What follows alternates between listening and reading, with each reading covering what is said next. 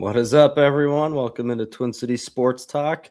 We got a lot of sports to get to today. March Madness in the flesh. Wisconsin goes down to High Point. It's kind of the big upset that's happened. I will say, heck of an effort by Siena, or I forget if I'm saying that correctly. Siena, almost pulling it off against Duke. Couldn't get the buckets at the end, but it's just starting out well. It's better than Trevor and I maybe expected. I feel like it's already better than last year's March Madness, just with the High Point upset already. But we're going to get to a lot of stuff today. The Vikings have done a few things. The Twins just had their futures game against the Phillies today, where it's all of the top prospects playing in one game, excluding Walker Jenkins. But everyone else, a lot of things to note there. And then we got a wild game to get to tonight, one we can't watch because we are not ESPN Plus subscribers. So stinks for me and Trev, but that's our own fault. So either way, we're going to get to our predictions that we made last night. Let's get to it. Wolves destroyed the Utah Jazz. Absolutely obliterated them. I mean, that's kind of what you have to do. It's expected. It's the Jazz, the worst team in the West. This is what they should do against a team like this every time. But to go over it quick, we both said the Wolves would win. We didn't think of that big of a margin, but we did both say they would win. And then we both got a point. I kind of lucked out here. I said Randall would have 21 points or under. He had 21 points on the dot, but just like Trevor said before this, he didn't play the whole fourth quarter because the Wolves dominated. So I definitely lucked out there. He would have scored more, but I'm going to take it where I can get it. Trevor's catching up too quick in the category because Trevor got another point by saying Bones Highland would have 14 plus. So to wrap it all together, there's the standings on the right. A perfect night from Trevor and I. I guess not perfect if you're counting. We didn't get the score right. Didn't get our score predictions, but here's the thing. The Wolves also, I'd call it a perfect night. I get it. It's the Jazz. And I didn't get to watch the whole game. I was kind of focused on the first four games last night. But I would call it a perfect night from the team. Everyone, how many players were in double-digit scoring? Because I think the whole starting lineup except Dante, because Jaden had 17, Io had 23, Rudy 21, Randall 21, and then Highland had 18 off the bench, and then Kyle Anderson, Terrence Shannon, and Jalen Clark all had 8, and 9 points. So getting a lot of points scored from other places, but again, it's against one of the worst teams in the league. It's kind of how you should be playing. Right, yeah. Against the Jazz. I mean, over half their lineup didn't play because of injury. The one, like, it's not a positive, but if you're going to take a positive from it with Ant being hurt, is this is almost, I got to be careful how I say it, just given how poorly they were playing, like, as a team on offense, this might be a small blessing. It's the best way I can kind of put it in words. Where everyone's playing as a team, it's a balanced attack. Yeah, that's a good way to put it. Yeah, because you're not like so focused on feeding Ant, which you should when he's playing. But to an extent, maybe that's what's been hurting the team the last couple weeks prior to the last couple of wins we've had. True. So if you're going to take a positive from it, it might, I don't know, might help the offense get kind of back in rhythm because who do we play tomorrow? I think it's another not so great team, but then it's kind of tomorrow's the Blazers, so yeah, and the Blazers they're a playing team. They're Wolves are always in a competitive game with them, so that's not going to be easy by any means. But then I think Celtics are Sunday on top of another. I think Detroit's iffy, right? Because Cade Cunningham's injury, which is too bad to see. But yeah, offense is looking a whole lot better the last couple of games. Yeah, and I don't want to say Ant, like, stay off the court because we need him in the long run, obviously. But you do, there's definitely a noticeable difference. And I will say, just like Trevor said, it gives all these guys opportunities to get up more shots at a higher quantity. and at a higher quality too, because these guys are getting the looks Ant usually gets off these screens. Io has played amazing in these last 3 games. Oh yeah, around 20 points in every game. He needs to be looking to score a little bit more. But yeah, and then another positive thing, these easy game, like I call it an easy game because it really is. The Jazz are an easy team. They have just an abominable amount of injuries on that team too with their top players. But this is just, and the Wolves did this perfectly. It's just a game where you need to treat it as a get right game, get everyone shooting the ball well going into, just like Trevor said. Blazers are tougher. They're not top tier though. But then after that, it's Celtics and the Rockets. Rockets a huge game for Western Conference implications for the playoffs. So this is a get right game. Everyone shot the ball well last night. For all intents and purposes, good performance, and it's something to definitely be positive about if you're the team, if you're the coaches, if you are the fans. So, but the biggest thing is Joe Ingles going off in the last 5 minutes. Yeah, 7 points, right? 7 points, and then the step back fadeaway. Yeah, it was pretty fun right there. But and then he hit Bones like, he's doing the celebration.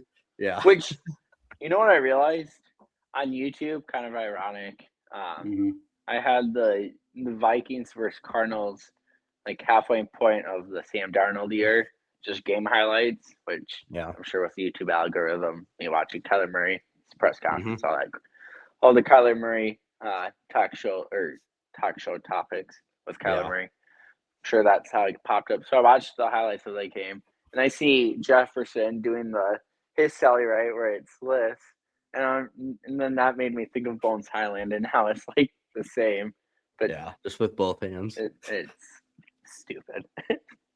Yeah, it's I don't like it. It's weird. I don't know what this is, but it's something. It is something. Just like I mentioned, obviously it's March Madness time, so we're gonna check in on. Actually, I just got rid of our rules, but I'll go back to the rules me and Trevor made because we're including March Madness into our points segment on our prediction sheet here. What Trevor and I are doing is the percentage of winners, like whoever has the best winning percentage of the round of 64 gets 3 points it's just a head-to-head matchup right there. Obviously the whole bracket as a whole percentage winner, like just the amount of games we got right between Trevor and I, one of us gets 4 points there. But then the two ones that are very up for grabs here, round of 64 upsets, each one that we name is 2 points. So we won't put it in the point category yet. My South Florida one, they made a little run at the end, but couldn't get it done. But High Point takes down Wisconsin. But you also said High Point and South Florida. Which, on that note, roll the boat, Skyuma, go High Point. Okay. Boom. That's really what we can name it, right? High Point Gophers. You cut out for me. What'd you say? I said we call it the High Point Gophers. Yeah, 100%. That's just exactly what it is. Yeah. So either way, we don't have it in there yet, but that's 2 points for Trevor and I. He also said VCU, who's going to be playing for when we're recording this in about 5 minutes or 10 minutes against North Carolina, and then Texas is in like 30 minutes. So Trevor has 2 more opportunities for a couple points here in the round of 64 upsets. I also said Akron, who I think they play tomorrow against Texas Tech. Maybe I'm wrong, but that's my other one that I thought big upset could happen. But then we're doing one Cinderella run. We chose one team that we think could make a Cinderella run, which we quantified by saying they'll make it to the Sweet 16. I'm looking good. High Point, and it needs to be a 10 seed or lower. So High Point is mine, beating Wisconsin. They're going to have Arkansas next, who just finished their win right now, I'm pretty sure. But Trevor's also, again, coming up here in 5-10 minutes, VCU. That's Trevor's Cinderella run prediction. VCU to the Sweet 16. Now, wait, who did they have to play in the second round? Do you remember that? Or I'll pull it up right now. Well, actually, I'm pulling up our brackets either way so people can see where we're at. Right. So, yeah, we'll go quickly through this. Just 5-game check here. If people remember from yesterday, I have Houston. So it started out obviously horrible right away. I said Ohio State would win. If we go down here, I also said South Florida would win, but yeah, I mean, that stinks. But yeah, I got all my predictions over here correct. High Point, Arkansas so far. And then we go down. I got my 2 down here, Nebraska and Vanderbilt. McNeese, that was a good game. McNeese really stuck with Vandy. It's a fun watch there. So yeah, VCU, either Illinois or and then that's also doable. real quick, how did Nebraska never have a March Madness win? Or isn't this their first time in it too? I think. I know it's not the win. Maybe they were in Netflix. Nebraska, yeah, when they're the final Power 5 team, which obviously doesn't exist now, but it's a stat where you include Power 5 when it was a thing.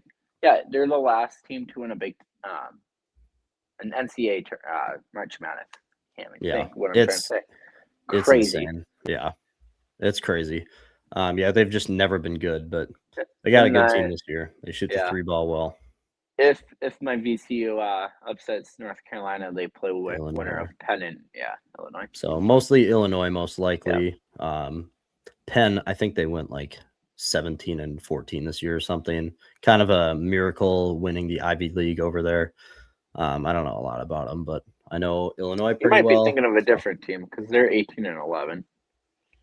Okay, that's what I meant. I just knew it wasn't like I just knew they weren't dominant. Like they weren't dominant at all. They were just top. I mean, yeah. Either way, but Illinois should easily win that. So if Trevor's right here, VCU versus Illinois. And honestly, Illinois is probably the easiest 3 seed they could have got. So it's doable. It's doable for sure. I'm just worried about Arkansas looked really good today. I mean, Hawaii's nothing special either, but I'm worried about my High Point Panthers, man. All right, let's check in on Trevor's bracket real quick while we're at it. So we go into Trevor's. You all said Ohio State winning, so that stinks. But you're right over here with me. You did say South Florida would win. Oh, okay. Yeah, I had that wrong. Well, because isn't that the game to South Florida? Wasn't Louisville missing like one of their top players or a top player? Yep. Now I'll say that game, South Florida could just not stop Louisville scoring in the paint. All these layups, it was just way too easy. Most of the game it wasn't close. Yeah, and then obviously they made it within reach towards the end, but a little bit too late. Exactly, but like the defense was just. It was a horrible performance on defense from South Florida. Louisville was getting such easy baskets, driving in the lane, cutting, passing in there. It was too easy for them. But all right, there's a little update. We'll have another update tomorrow, most likely. My only thing too, now that I'm re-looking at it, I kind of think I wish I picked BYU over Texas. I kind of forgot. I forgot you did that. Yeah, when I did the rapid fire, because with the what's his name? BYU, the star freshman. I'm not saying his last name. I don't know how to say it. No, I know how to say it. I'm just blanking on it. I'm gonna pull it up here. It's AJD. Dibansta. That's how I've said it before, but I don't know if that's right. Once when I see it, I can say it. AJ Dibansta. Yeah, because you say Di and then Bansta. Okay. Yeah. Kind of forgot about that when I was flying through it, right? Yeah. Who knows? Maybe I'll get lucky. Maybe it's another upset and it'll work out in my favor. Hope you don't get lucky because I have BYU in my Final Four. So that'd be tragic. Yeah, that's a big difference here between Trevor and I. But all right, either way, there is our March Madness update. All right, let's get to a few. I'll let you choose. You will go Twins or Vikings first, Trevor? Vikings next. I just feel like there's a little bit more we can talk about. Yeah, so more before topics. I talk about the signings the Vikings have made, I have no idea who this is from. Okay. So Kevin Seifert. Kevin Seifert, obviously in-house guy from Minnesota, trustworthy name. He's reporting that the Vikings have extensions in place for wide receiver Jordan Addison and Brian O'Neill. Brian O'Neill, no surprise there. You gotta, if you want your young quarterback to succeed, maybe not. Maybe they're done with him. We'll talk about that in a bit. We'll get to that. But either way, you have Kyler Murray. You need Brian O'Neill for the future, no matter who the quarterback is. One of the best tackles in the league. That makes sense. Now, I wanted to get your opinion. If they were to extend Jordan Addison, it would be probably just another 3 or 4 year contract. Keep him here for, well, while you have either Kyler Murray or JJ McCarthy growing up, developing. What's your opinion on that? Wait, did you say Jordan Addison? Yep. Did I really miss that? Yeah. Kevin Seifert. Yeah. That's shocking to you. Kevin Seifert's reporting the Vikings have extensions in place for him. I really hope that's not true. All right. So there's Trevor's opinion. Yeah. I just don't trust him. He's such a headache. Now, it could have been a case where there's no market for him, which I'm not really looking to trade him this year, more next offseason. Mm-hmm. Now, if the case is because he's too talented where you can't just let him go for nothing. Yep. Yeah. I guess it also depends. Like if he's taking, because he knows he's an idiot and he's one more move away from just completely screwing everything up. Mm-hmm. If he took a pretty balanced or a more team friendly salary extension, then I guess I'm for it. If it's more team friendly salary where he's essentially taking a pay cut for what his talent level should be receiving. Yeah. Brian O'Neill, 100%. I like it. Yeah. There's a little risk. We don't even need to talk about that. But he's captain, yeah. But the Addison thing, I get you don't have receiver depth after Jefferson Addison. Mm-hmm. I get that too. But then again, for thinking big picture, if things do work out with Kyler Murray, he runs a lot more 2 tight end 22 personnel, or it'd be Jefferson Addison. So then so the receiver depth is still bad, but it's not as dire because you're not running as many 3 receiver looks. It'd be 2 receiver, 2 tight end. Mm-hmm. I don't know. The Seifert news. When did it come out? How recent? This was like today, obviously. It was today. It was like 11 o'clock, but so like couple 6 hours. That's ago. when it was more like, or wait, it came out yesterday. It was yesterday that it came out. All right. Well, I'm not gonna until we see more details. I'm gonna kind of hold off on the big reaction for Addison. Yeah. I don't want an extension, not yet. Yep. And I don't get why we're extending him if that is true this early. That's what I was gonna say. He's on a rookie salary. There's too much risk involved. You've got him through, so yeah, you'll probably almost certainly pick up the 5th-year option. Because even if things are truly backfire for the worst possible scenario, it's just an additional year. Yeah, it's a pay increase, but it's not like a 4-year extension, which is probably what he'd be in line for. So yeah, I don't understand the urgency here. Because salary cap, I don't even think there's really much money. Maybe you save a little bit. Because I know you can. I don't even think you save. I know I saw a YouTube video a long time ago. When players get extended, a lot of times when you see who's the can you think of any recent player list NFL for any team that got extended, like a new deal? You could do like McDuffie. A lot of times they'll take the rookie, whatever's left of their rookie salary, and then you can kind of push it into the extension money, and that's how you can move money around. Yep. Kind of forgot where my point going with that was. Well, you're saying that's what they're still trying to cut money from this year, and that's what the idea of it would so be. With Addison, so I mean, maybe you're saving a little bit of money, but it's minimal. I feel like, and then as we're kind of talking on this point, the Vikings offseason has been so weird. So obviously, Bruce and I are kind of in agreement with how much restructuring has been done. There's obviously a lot of money that's going to have to be paid off. Come next year's salary cap roster team, 2 years from now. So you can't spend that much. But you pick up a guy for the biggest negative of picking up Kyler Murray is that you lose a year if Kyler Murray doesn't get hurt, starts every game, plays every game. Is that you wasted a year of McCarthy's development and then another rookie's salary or another year of his rookie's scale salary because you lost it rookie year because of his injury, and now the Kyler Murray backup.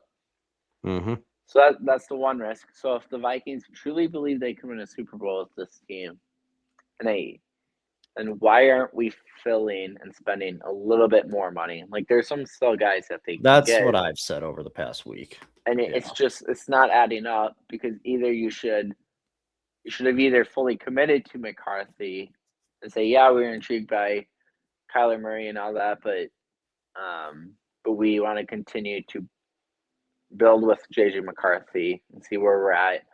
And then after year 3, when you have to make that decision on McCarthy's 5th-year option, if things aren't going well, then you're probably pretty clear on drafting another quarterback or signing a quarterback, which probably won't happen given salary cap situation. So you need to draft another guy. So that I don't know. I'm kind of getting carried away.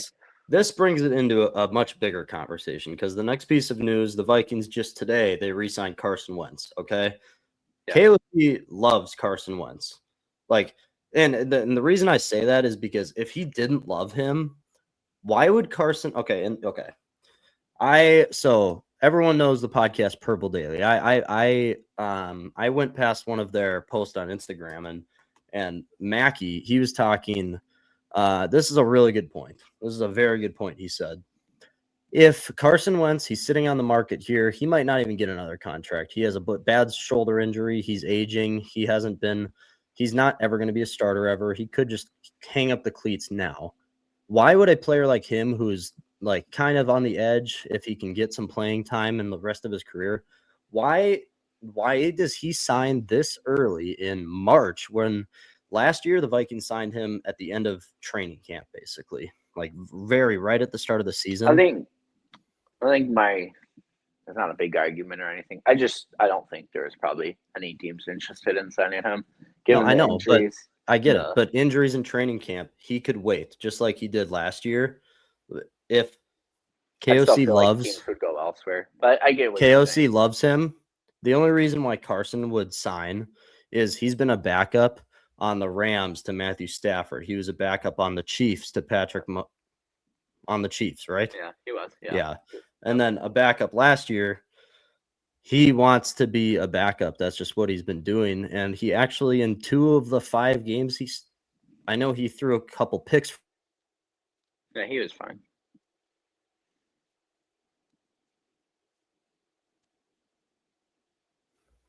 Did I just leg out? Yeah, but I got you now. Keep going. Either way, the Carson ran the offense okay, decent. He threw for 300 yards twice for KOC. I don't think Carson Wentz is signing here unless it's for the backup role. So the bigger conversations, well, I really don't. I think you roll with McCarthy. But this is the thing. Third. It all comes together. KOC did not want JJ McCarthy playing last year. He did not want it at all. He wanted either Aaron Rodgers, Sam Darnold, or Daniel Jones. There's a report that came out from Kevin Seifert at the end of the 2024 season that they were going to play Daniel Jones in the playoff game because they thought they had something, and Sam Darnold couldn't avoid sacks in that game. We all know what happened in the Rams playoff game. Everything adds up here. KOC did not want JJ McCarthy. In my opinion, I don't want this. People, like what I'm about to say, I don't want it. But you have a 28, 29, whatever it is, year old Kyler Murray. What is it, 29, right? Regardless, it's kind of the same. Either way, 29. Kyler Murray exactly. After this year, basically, if he plays average, if he plays good, just like he's done his whole career, and if he can stay healthy, Kyler Murray will most likely get around $30 to $35 million next offseason. Basically, exactly what Sam Darnold got, right? He's 28. So, even better. 28-year-old Kevin O'Connell wants to roll. I guess I can. He's 28 currently, but he'll be 29 because his birthday's August. Okay. Yeah. Here's the thing. Kyler Murray's a really good pocket passer. I've said it so many times on here. People go look at the stats. In almost every year of his career, he's been like top 7 or 8, whatever the stat was, in over the middle of the field throwing. That's KOC's bread and butter in his offense. KOC wants Kyler Murray. KOC, I think deep down he knows he cannot develop a quarterback from the ground up. I just don't think he can. And this is nothing me ripping on JJ. I actually think JJ's future could be bright. I'm talking exactly what I think KOC wants. KOC did not want JJ to start this year. He got overruled by Kwesi, which obviously turned out to be a bad decision. JJ was not ready this season to run KOC's offense. KOC wants to run his offense. He doesn't want to run 13 personnel and run the ball 60% of the time, which obviously all of us have said he needs to do sometimes, but that was with J.J. McCarthy at quarterback. We had no problems with his offense with Sam Darnold or Kirk Cousins. There was no problems there. And Kevin O'Connell's a fantastic coach. So what I'm going to piece together here is, like I said, people aren't going to like what I'm going to say, but I have a glaring feeling J.J. McCarthy gets traded, maybe draft night, if the Vikings can acquire a day 2 pick for him. I don't want to do that, people. But here's the thing. You have Kyler Murray for $1 million this year. And then after this, he's not going to get $50 million. He's going to get the Sam Darnold contract. 30 to 35, maybe like 38 come next year after one season with the Vikings, proving himself. It's a prove-it year. He's going to be the starter. They sign a veteran, Carson Wentz. I think it is a high chance they are done with J.J. McCarthy, which is sad because coming from the coach that said organizations fail young quarterbacks before the quarterbacks fail them, that is the direction this is going. I think KOC deep down knows he needs a veteran quarterback because his offense is not suited for younger talent. That's what I'm feeling here. That's what I've been like kind of sitting on for a few days now. It just all builds up. It all builds up. Yeah, another twist to it. If they hold on to McCarthy, we can debate whether who would be the number 2 come. Like week 1 regular season, we'll see who plays more in the preseason after Kyler Murray's reps. But if all 3 are on the roster come week 1, then what % chance is it that we lose Max Brosmer because an easier practice squad quarterback? Yeah. I think there's a decent chance someone would sign Brosmer to be their 3rd. I think it's more 100%, more likely than 50%, probably between like 50 and 75%. So that's like another risk to it. Max Brosmer looks like he could be a very sneaky, reliable backup if whether it's with the Vikings or another team, not right away, but give him, this was year 1 for Brosmer. If he can kind of sit and just develop, you give him 2 or 3 years. Yeah, it seems like Brosmer could be a sneaky, reliable backup for whether it's the Vikings, if we're lucky and we can hold on to him. If not, it's kind of my thing with Brosmer. So that's one. He just has such a good mind too. He's such a smart player. Like he's gonna be a coach someday. The Penn State thing, the Penn State game is one thing that makes me believe it, because I know in that game, like the analysis we're going over, he had so many checks. So whether he was flipping from run to pass or pass to run or flipping or sliding protection or identifying the blitzer, he's so good at that pre-snap stuff, and he's got the accuracy. He's never going to be a scrambler, so you don't got to worry about any below average speed. If pressure gets there, he's going to get hit or sacked. It is what it is. Yeah. But yeah, I think he can be good. So that's another negative with it. But do you think that's logical what I said? Like the Vikings ramping up to trade J.J. McCarthy. It's not likely. I think it's a very hidden thing that could be definitely. Well, they have to talk about every situation. They're obviously talking about it. If you get a day 2 pick, you really have to consider it. But my thing is, I can't think of one team that offer.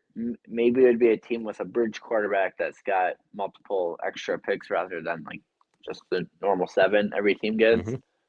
Assuming that team has to trade picks away.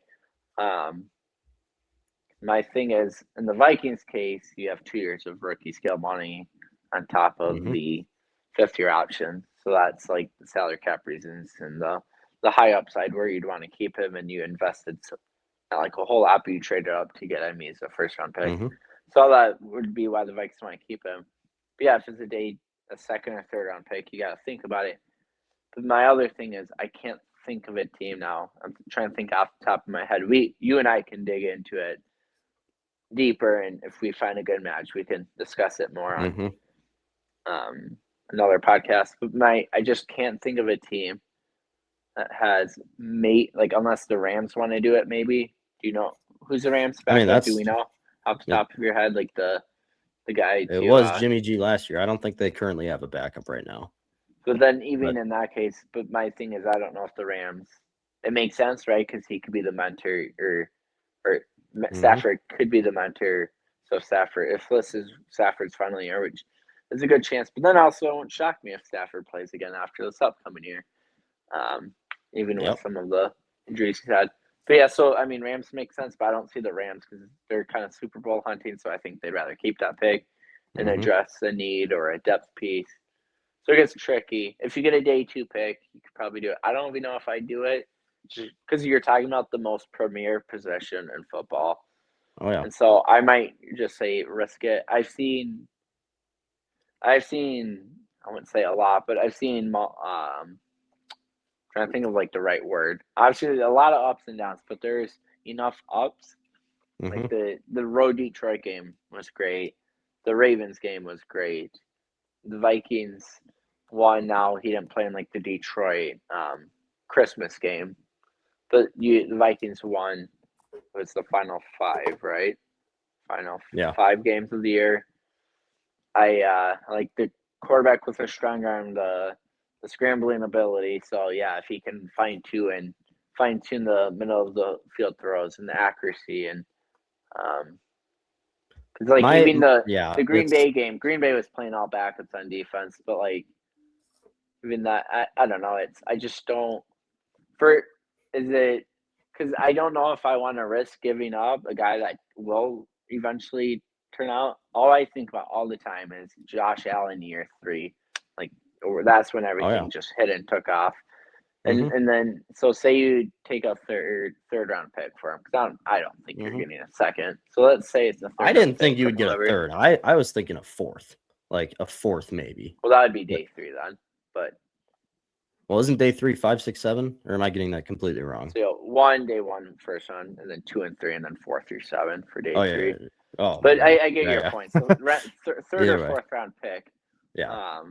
But my thing is because if McCarthy pans out, everyone in the Vikings will look like idiots. You gave up on him too soon, and you gave him up for a mid-round pick, and that player could end up paying out for the Vikings. But then again, we're talking about the quarterback. Okay. But you know how stupider the Vikings will look if they let Kyler Murray. Like this is like if you got to put yourself in their shoes.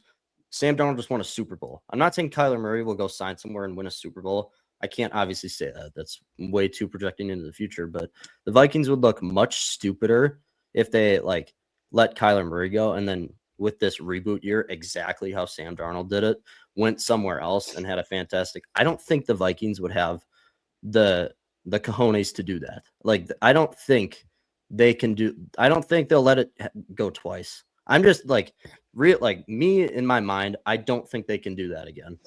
Well, if they it might not be up to the Vikings though. So unless they want to overpay for him, because like even if everything goes well, because there's obviously Kyler Murray when he signed with the no tag clause in his contract, it's right so he can hit free agency. Yeah. I don't think even if we have a Sam Darnold situation pretty close to it, like even if the Vikings try extending him, I don't know if he's going to sign it. Now there's the biggest risk with injury and all. Now I'm not saying the Vikings wouldn't be able to outbid other teams. Well, actually, I might take that back because of the salary cap. Well, the cap is fine going into next year. Like that, they have like $70 million right now with the stuff. But how much of that is from restructures and void years? This is after. Like they have like $68 million to work with next year. But here's the thing: like Darnold, if the Vikings match the Seahawks offer, Darnold's staying in Minnesota. They gave him like a 1 year, what was it, like a $25 million deal, saying like you can come back for next year, but we have our quarterback that we drafted. if the Vikings match the Seahawks offer, Darnold's staying no matter what. That's undoubted. He just won 14 games that year. If they gave Kyler Murray a 2 or like the same deal Darnold got, a 2 or 3 year, $35 million deal, I like genuinely, this doesn't like the Vikings would look stupider if they let Kyler Murray go and him go win a few playoff games with someone else. They would look stupider doing that than letting JJ go, because it's, well, you don't know with JJ, but Kyler, if he does play, I don't think he'll have a year like Sam Darnold had with the Vikings, because Darnold had MVP talks and he had 39 touchdowns, like 10, I forget what it was, but I don't think Kyler would play at that level, but he is pretty much undoubted with all the weapons he had, is going to have a fantastic statistical year if he can stay healthy. And that brings up another thing with JJ. And I get I'm bashing JJ a lot and I'm just talking about the future, but JJ also has had like 4 injuries in 1 year. He couldn't stay on the field in his rookie year, which meniscus, it sucks. It's unlucky. But this year, he like sprained his finger. He got a concussion. He hurt his hamstring. Availability is the best ability. That's one of like the most famous quotes in sports. And I'm just, again, people, I'm not out on JJ. I see everything that Trevor's talking about. He has the strong arm. All he needs to do is keep the foot down. Well, in the Ohio State game too, it's you don't like that. Ohio State's maybe the best college at developing the most year in and year out, the most. Yeah. Well, yeah, defensive. In this case, we're talking defense only because it's not like McCarthy's playing against Ohio State's offense. But yeah, how many guys year in and year out get drafted, and not even drafted, but are drafted within like the first 3 rounds of the draft on Ohio State's defense this year? So Will McDonald, Caleb Downs, Arvell Reese. So I mean, you don't, and yeah, you can argue Michigan's run game, but he still threw the ball plenty enough times. I mean. I'm not doubting ability. Like that. I'm not doubting anything about JJ. This is for people that doubt him. Yeah. I mean, a lot of people do doubt him, and I will say the hate has got to stop, because I've never in my life seen a quarterback or any player in any sport, like genuinely, I've never seen someone get so much hate. One from their own fan base, but get clowned so much from the national media. I've never seen it this much for any player ever. I'm not kidding. But so that's got to stop people. Either way, if I'm like thinking to myself what I think the Vikings will do, that's my opinion on it. I don't want to say they're out on JJ, because that's such a broad statement. A lot of things can change. But Kyler Murray is 28, and he's been. Sam Darnold was a bust, but Kyler Murray has been. In the years where Arizona had good teams, Kyler Murray was always a top 10 quarterback. And he's never fallen out of the position of like, this guy cannot run a franchise, or this guy is just not good at the position, or he won't have a job in a couple of years. He's never been in that position. Sam Darnold, if he didn't have the year with the Vikings, he's not in the NFL anymore. He truly isn't. I mean, maybe a backup or a third string for like a Carson Wentz full time. That would be Darnold. But for Murray, it's always been success. It's just the Cardinals have never put a good team, a good defense around him. Kyler Murray will have a fantastic year, and I just don't think the Vikings can do it again, where they let top-tier quarterback play with a top-tier passing game coach, especially if they get a running back in the draft. It might not be exactly what I want, but that's exactly how I think they're going to go about it. That's my opinion, but I mean, it's a huge. So we'll talk more about it in the future. But I'll wrap it up with one thing. And we'll talk about it more too. But I truly do believe, like, unless like Murray wins the Super Bowl and all. Now, from the reasons we talked, obviously, you have Flores for another year, so the defense should be great. You have the weapons on offense. Kyler Murray's a good quarterback, so everything should only go well. But then again, we also got to think realistically. We might be thinking a little bit too far ahead. KLC can win a playoff game. Yeah, exactly. How much faith can we really have him winning a playoff game? So in the scenario of, say, we lose again, maybe you win wild card, maybe you win divisional round. But I truly do believe, even if Murray has a good year, say Stafford retires, Mm-hmm. and the Rams offer a pretty identical contract, even if it's slightly less, to go play for McVay. You're playing out west where it's not cold. You're in LA.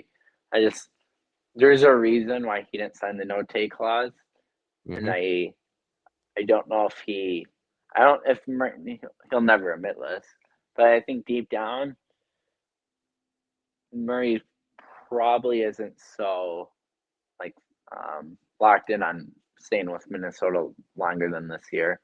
Well, Not saying it won't happen, but I don't know. He was a Vikings fan growing up. He said one of the teams he's always wanted to play for was no, I get that. I just yeah. like if the Vikings disappoint, assuming we make the playoffs and we disappoint again, I don't know. It's I think he wants to hit the market. I don't think no matter how well he plays, it could be like Sam Darnold stats and success as in general with the team. I just think he wants to hit the market and get another big payday, which don't blame him. Quarterbacks constantly get overpaid. I mean, look at what Miami did. Overpaid. And it's not even that they overpaid for Willis, but it's a team that is in complete, absolute dumpster fire. And then this isn't a rip on Willis at all, but how do they expect Willis to play well this year, especially, and then even next year? Like, unless they have a perfect draft, how on earth can you expect? Well, and he's only started 6 games before in his career. Yeah, it's a complete dumpster fire with what they're doing. And then with the Dolphins being tied in, we're gonna kind of not change it, like kind of away from the Murray talk, but with the Dolphins still in tight. I think I saw Dolphins have pick 11. Do you remember off the top of your head from our matchup? Yep. Yeah, so I think I saw a mock, if I remember it correctly, is Vikings and Dolphins swap 18 to 11. Yeah, I saw. And then we also give up 3rd and 5th, right?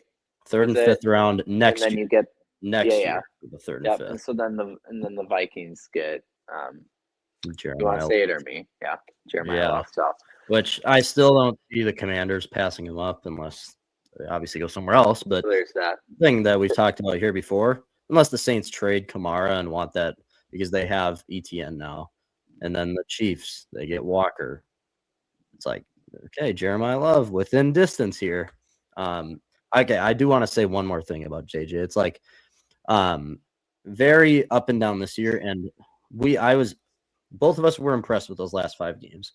He ran the offense to his best ability, and he looked pretty good. I'm not going to deny that at all. He looked great. But that offense, so much 12 and 13 personnel, it's not what KFC wants to run. It's just not his offense. He had to simplify it. We all know that. Those were the obvious reports. You saw it on the field. It was all out routes. JJ had to throw the ball over the middle of the field very rarely in those last 5 games. And so another thing the last thing to tie this whole Murray thing is say they do let go of Murray or just let him walk after this year. And then they start JJ for his 4th season in 2027. And if that doesn't go well, then both the options that we talked about, you let JJ go and then he starts playing well and you look stupid that way, or Murray starts playing well. Well, now you look stupid in both ways. Because now if JJ can't perform in KOC's offense, and that's getting really in the weeds. It's 2 years away. I get it, people, but like, I don't know. We'll talk more about it. It's just so many ripples to it. It'll be a fun talker this offseason. But yay, Carson Wentz back with the Vikings. So there we go, everyone. All right. Couple Twins things. The Twins yeah, very, very minor note to wrap up the Vikings thing. Ty Chandler is officially gone. Thank goodness. I don't really have much against them, but Vikings clearly did. He signed a 1-year deal with the Saints. So. Another thing, too. Johnny Hecker, our new punter for the he's old. Actually, I think the best punters in a long time. Yeah, the age is. In my opinion, the age is really the only negative. But the thing is, Vikings are indoors, and then add Detroit. So that's 9 games. I think I saw we play 11 indoor games. Obviously, I guess, do we have 9 home games? It's probably 9 home games. 1 against Detroit, so that'd be 10, and then I can't think of the 11th. the thing is, you're punting indoors. Who cares? Yeah. He's been a punter in the league forever, which not that I'm even talking punting, but the punters are your holder for your kicker. And so you can rely on Hecker to be a reliable holder for Riker. Presence. Yeah. Yeah. So the Good special signing. teams, It's a once 1-year again, deal. Yeah. right. Yeah, but special teams should be just fine. I mean, Mm-hmm. the punting aspect, like the punts inside the 10, sure, you might not be as good as you were with Ryan Wright, but then again, you got Kyler Murray, we got Jefferson. Who knows? We might have Jeremiah Love. Who's gonna punt? Not us. Dude, oh my gosh. Dan I'm Campbell serious. mode? Go for it. If we had Jeremiah Love with Kyler Murray, oh my gosh. I mean, But anyways, that would so now with the Twins. Let's go. That'll be insane. All right. Yeah. Twins had their prospect game today against the Phillies, where it's all the top prospects for each team. And I was excited for it. I watched the whole thing. Jason Hill started for the Twins, a guy we've talked about a lot. Big lefty who in camp has been touching 100 on his fastball now. Last year he sat around 96, but now he's touching 100 on his fastball. Jason Hill today, 2.2 innings pitched, 2 hits, 3 strikeouts for him, 0 runs allowed. He topped out at 100.1. So Jason Hill, phenomenal day. I will say in that third inning, the command had a few walks. The command kind of got out of control. Could not throw a strike for like 2 batters straight. But either way, it was a great performance by Jason against all of the Phillies' top prospects. So that's even better. I wanted to note that. But then this Twins lineup, Trevor and I, about a month and a half ago, we did an episode where it was the Minnesota Twins team in 5 years. This is such a hypothetical, if everything were to work out, all of our prospects become like all of the top guys become major leaguers. But everyone on that team that we made is basically the entire lineup for the Twins in this game today. And it did not disappoint. Emmanuel Rodriguez, this was a 3-batter in a row streak here. Emmanuel Rodriguez hit the ball 116 miles per hour off the bat. Jeez. And then right after that, Gabriel Gonzalez hit one off the bat at 105 miles per hour. And then Eduardo Tate got a single and drove in those 2 runs. Just a 3-batter stretch there. Super exciting. Eduardo Tate's still 19 years old. Joan Duran trade with Mick Abel. He was the main piece of that. But he'll be in the future in a while. Hopefully he can keep progressing. But Eman Rodriguez, great to see. Gabriel Gonzalez, great to see. Closer to being the majors. Rodriguez should be up this year for a good chunk. But then later in the game, stay healthy, but yes. Yeah, exactly. That was the 3rd inning. You go to the 4th inning here. Merrick Houston, the Twins' first round draft pick, 22 overall last year. He hit 103 miles per hour off the bat. And then right after him, Kalen Culpepper torches one into the gap, 103 miles per hour off the bat. That's a double and a run scored from Merrick Houston. And then right after that, Emmanuel Rodriguez, 113 miles. Emmanuel Rodriguez, 116 miles per hour off the bat, and then 113. He was just smoking the ball today. And Rodriguez has had a phenomenal spring training with the big ball club. He's been hitting very well. And knock on wood, he's staying healthy. So that's even better. But one last thing from the game I want to note, James Ellwanger, I think he was our 3rd round pick in last year's draft. He was either 3rd or 4th round. He is throwing gas. I did not know that he could throw this hard. In his scouting report, he said it tops out at 96, 97. All throughout camp here, I've seen the live BP sessions that he's been throwing. He topped out today in the game at 99.4. 3 innings pitched for him, 1 hit, 2 strikeouts, no earned runs. The Twins dominated the Phillies' top prospects today. It just goes to show, which we've been talking about, the Twins have the 2nd-ranked prospect pool in the MLB. They showed it today. This lineup was freakishly good. So to wrap it all up here, Kalen Culpepper went 1 for 3 with that double, 110 off the bat. Rodriguez 2 for 4. Gonzalez 2 for 3 with a walk. Kalen Culpepper also had a walk. Eduardo Tate went 1 for 4 with the double, with those 2 RBIs. And then another one, very interesting one here. Henry Mendez, who we got back in the Harrison Bader trade at the deadline. He is a beast. He's hit 300 the last 2 years in the minors. He might get time in the MLB this year. But the only problem is all of these bats, all these outfield bats, all of them are lefties, just like in the major leagues already. But he went 1 for 2 today with 2 walks and then 2 runs scored. And then Merrick Houston, infielder, first-round pick, went 2 for 4. This lineup dominated. And the pitching. Dason Hill, Elwanger. It was a fun watch today. So people, I urge you to go watch the game if you have the ability And then not really any game recap notes or anything, but the Young. I can't what's his first name? Delman Young's nephew. He's playing third base. I think he went like second round or whatever. Can't think of his name, but Delman Young's nephew. It'll be kind of fun monitoring kid from Arkansas. Throughout the couple years. I can't think of it either.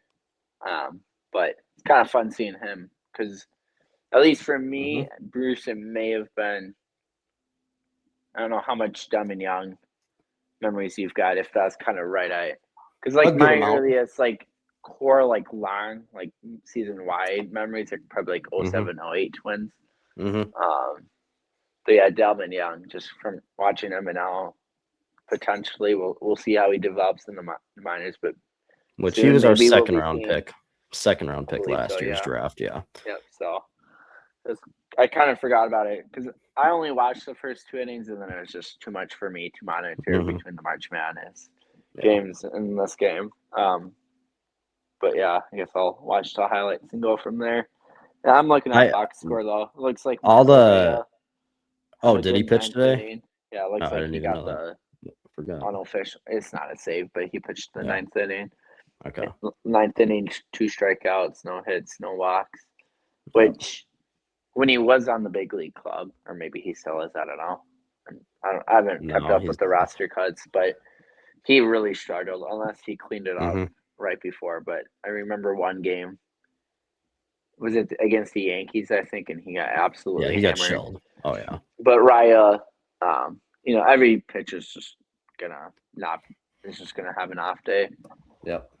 But yeah, I mean, it sounds like the Twins prospect showed up, so that's exciting. So hopefully that's a sign for future long-term Stay healthy, people. Yeah. And again, we mentioned it too, what were you going to say? About to mention it. 3, 2, 1, Walker Jenkins. Yeah, perfect. Yeah, Walker would have been in this lineup. So, yeah, it just stinks. And then my guy from Tennessee, Billy Amick at first base. But either way, like, nasty lineup here.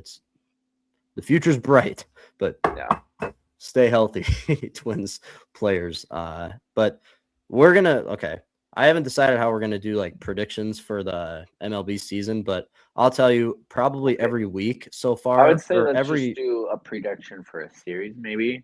That's probably, we'll discuss that in some other time, but every week we're going to do like a prospect check through a week of baseball in the summer because it's going to get slow for a while doing Wolves, Wild, Vikings stuff. I mean, some news pops up every now and then, but it's going to get slow. So every week we're going to promote an episode to just a minor league check because honestly, those will be just as fun as covering the Twins because all of the depth they have in the minors, it's like all these guys hopefully will be on the Twins soon.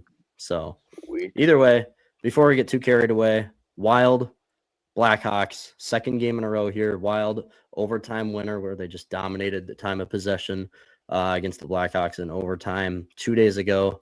Now they have them again.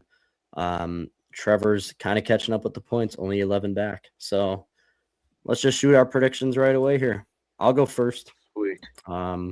It is in Chicago again, right? No, we're home. It is home. Okay. Yeah, we can't watch it, but either way, ESPN Plus. Gotta love it. Yeah, I still have the Wild winning. I liked what I saw last game. I really did. I want Eriksson Ek back. I don't like Yurov being back up on the top line. I did see the defensive pairings are flipped around this game. D1 Which pairing probably Hughes. for the better, just to experiment. I like it. Yeah. Yep. Hughes and Spurgeon on the first D pairing, and then it's Faber and Brody and on the second. Correct. Yeah, Bobby brings back. So forward lines are kind of a juggle as well. I'll rapid fire. So yeah, you had it right. So Hughes, Spurgeon joining Hughes for the first time. Then you got Brodeen Faber, and then your typical defensive core defenseman, defenseman with Middleton and Bogosian. And then line one, we should have covered this very quick. Eriksson Ek, very concerning. They don't even know when he'll be back. So that is absolutely brutal. Yurov still playing first line with Kaprizov and Boldy. Line two with Zuccarello, Hartman, Tarasenko with the recent success. So brings Third down. line, Mojo, McCarron, Bobby Brink back tonight, and then Trennan, Sturm, Foligno. Fourth line, Wallstedt starting. Yep, I like it. All right, Wild win tonight, 4-2. Like what I saw. I'm just confident going into this game. I just am.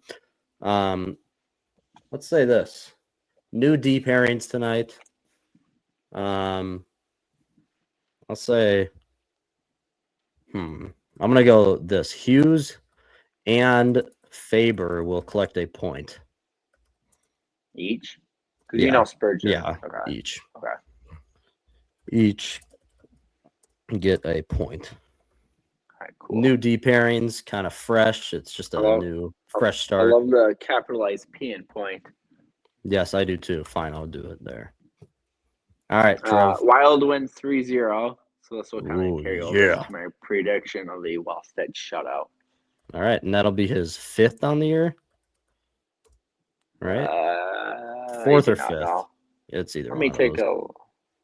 Yeah. All right. One thing I want to note before we get done. 2 things. VCU is losing by 11 points to North Carolina right now as we're recording, 32-21. So not looking good for Trev, but just like we saw in High Point today and a bunch of other games, VCU could come back. How many shutouts does he have? 7. So this would be his 8th. This year?